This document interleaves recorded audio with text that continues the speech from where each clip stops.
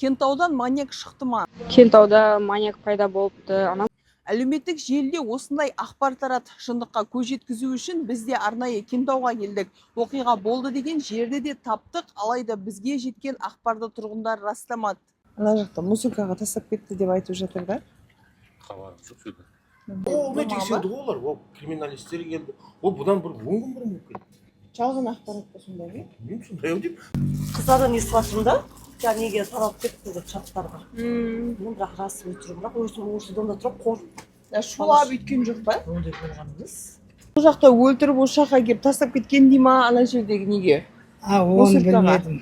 Әлеуметтік желіде тараған ақпаратқа сәйкес қоқыс жәшігінен бөлшектелген ер адамның денесі табылған.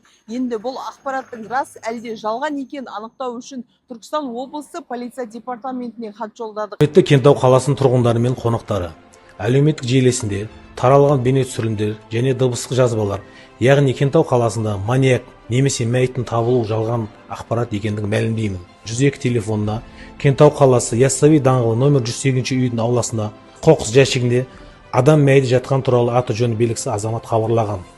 Хабарлама бойынша жедел тергеу тобы толық құрамда оқиға орнына барып, қарап тексеру барысында қоқыс жәшіктерінде ешқандай адамның мәйіті анықталған жоқ. Алдағы уақытта тек ресми дерек көздерге сенуіңізді сұраймыз.